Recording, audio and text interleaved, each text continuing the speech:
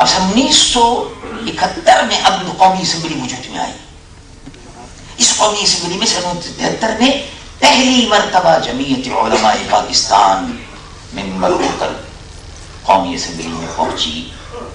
یہ حقیقت ہے. انہوں نے کہا یہ تو حقائق ہے.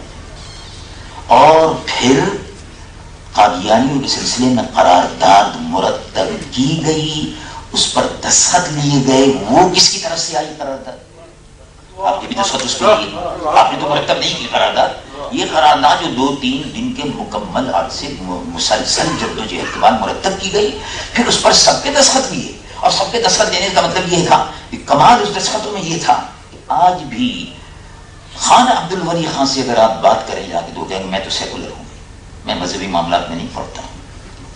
لیکن آپ کو حیرت ہوگی سن کر کہ جب میں ان کے دروازے پر پہنچا, وہ قومی اسمبلی کے ممبر تھے اور حزب اختلاف کے قائد تھے. میں نے کہا بات اصل میں یہ ہے کہ مجھے آپ کے دستخطوں کی ضرورت ہے, مسئلہ ختم نبوت کا ہے. آپ حضور کو نبی مانتے ہیں؟ آخر یہ نہیں مانتے. کہتے ہیں کہ مانتا ہوں. میں نے کہا دستخط کر دیجیے. خان عبد الولی خان جو اس کا دستخط ہے. تو چنانچہ بہت سے لوگ ہیں جو علماء تھے وہ کہتے تھے بھائی کمال ہے, تم نے سیکولر لوگوں سے دستخط کیسے کرا دی؟ میں نے کہا یہ تو حضور کی ختم نبوت کا معجزہ ہے.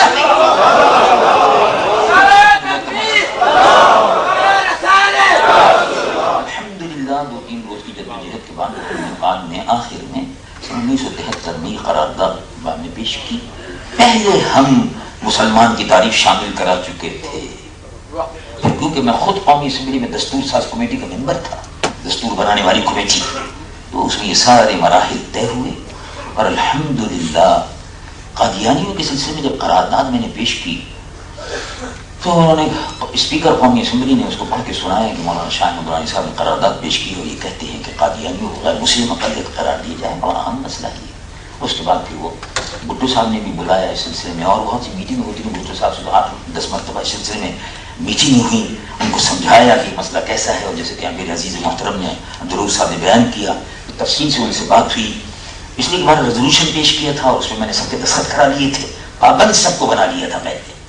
تو الحمدللہ پیپلز پارٹی نے بھی مخالفت کی, اور آخری دنوں میں انہوں نے پھر مجھ سے خود یہ کہا بھٹو صاحب نے کہ میں آپ کی اس قرارداد کی تائید خود کروں گا کھڑے ہو کر. الحمدللہ اس میں کوئی شک نہیں, جو وعدہ انہوں نے کیا تھا وہ ہم سے وہ پورا کیا. یہ میں نے اس کو بار بار بیان کیا, اور شاید یہی مسئلہ ان کی نجات کا سبب بن جائے. چنانچہ انہوں نے کھڑے ہو کر قومی اسمبلی میں کہا کہ مولانا نے شاہ احمد درانی جو اس چھپی ہوئی رودات ہے, مولانا نے جو قرارداد پیش کی میں اس کی تائید کرتا ہوں, اپنی پارٹی کی طرف سے بھی تائید کرتا ہوں. ان کو غیر مسلم اقلیت قرار دیں گے ہم, اور جو مطالبات اس سے مولانا نے کیے ہیں اس کو منظور کرتے ہیں. وہ ساری چیزیں درپیش تھی. قرارداد الحمدللہ اس قرارداد کے پیش کرنے کا شرف حاصل ہوا. اس میں جب قرارداد کے متعلق یہ بات آ گئی اخبارات میں کہ قرارداد کل 30 جون کو یہ قرارداد پیش ہوئی. 31 جون کے اخبارات میں مولانا شاہ احمد درانی صاحب نے قرارداد پیش کر دی, قادیانی و غیر مسلم اقلیت قرار دی جائے, اور حکومت سے مطالبہ کیا ہے, اور قومی اسمبلی کا اجلاس اس سلسلے میں طلب کر لیا. کیونکہ بجٹ اجلاس ختم ہونے سے پہلے میں نے پیش کر دی تاکہ اسمبلی کا اجلاس ختم نہ ہو, تو چلتا رہا. اس کو مرزا غلام محمد قادیانی کا جو پوتا ہے ناصر, اس نے ٹیلی گرام دیا قومی اسمبلی کے اسپیکر کو. میں تو قرارداد پیش کر کے چلا گیا تھا, 1 دن کا وقفہ تھا, اگلے دن بحث شروع ہونی تھی. محرک جو قرارداد کا ہوتا ہے اس کو 1 گھنٹہ ملتا ہے, کبھی 8 گھنٹہ کبھی 1 گھنٹہ, کہ وہ اپنی قرارداد پر بحث کرے. پھر اس کی تائید میں لوگ بولنا شروع ہو جاتے ہیں, مخالفت میں جو بھی ہو. تو میرا حق تھا برل. وہ اسپیکر نے مجھ کو ٹیلی فون کیا, کہا کہ میں بڑے اہم مسائل پر آپ سے بات کرنی ہے مجھ کو, اور وہ 2-3 ٹیلی گرام آئے ہیں, ٹیلی فون آئے ہیں, آپ میرے پاس جب اسمبلی میں آئے تو چیمبر میں ملے مجھ سے. میں گیا, انہوں نے کہا کہ مرزا ناصر احمد یہ کہتے ہیں کہ جب شاہ احمد درانی نے قرارداد پیش کی ہے تو ہم کو بحث کا موقع ملنا چاہیے, ہم کو اس بات کا موقع ملنا چاہیے کہ ہم یہ ثابت کر سکیں کہ جو کچھ انہوں نے کہا ہے وہ غلط ہے. تو آپ کیا کہتے ہیں, ان کو موقع ملنا چاہیے؟ میں نے کہا بالکل ملنا چاہیے. ہم چاہتے ہیں کہ وہ آئیں, وہ تو چھپتے پھرتے ہیں, ہم تو چاہتے ہیں کہ وہ آئیں. کہیں کہ پھر تو یہ مناظرے کی شکل ہو جائے گی. میں نے کہا وہ یہی چاہتے ہیں تو ایسے ہی کر لیں, اور یا پھر یہ کہ وہ اپنا بیان دینا چاہتے ہیں, ہم قومی اسمبلی کے ممبروں کو مطمئن کرنا چاہتے ہیں. تو پارلیمنٹ کا سیشن یعنی قومی اسمبلی کا سیشن کیمرہ ہوگا, چنانچہ ان کیمرہ یعنی مطلب یہ ہے کہ غیر متعلق لوگ نہ آنے پائیں، صرف ممبران قومی اسمبلی ایک مسئلے کو طے کریں گی، پارلیمنٹ ان کیمرہ میں نے کہا فلاں سیکشن کے تحت آپ بلا سکتے ہیں، بلائیے اس کو بھی بلائیے. اور میں نے کہا ابھی تو اس کا آیا ہے تو وہ لاہوری جو ہے ان کا بھی آئے گا. ہمارا یہ خود ستائی نہیں ہے، ریزولوشن پیش ہو گیا اور اس کے گواہ ہیں. میں نے کسی سے ذکر نہیں کیا تھا لیکن مولانا نیازی صاحب اس کے گواہ ہیں اور وہ خود بھی، اور اسی طرح سے اور بہت سے لوگ اس کے گواہ ہیں. صوفی اعجاز صاحب نیازی 8-10 لوگ اس کے گواہ ہیں.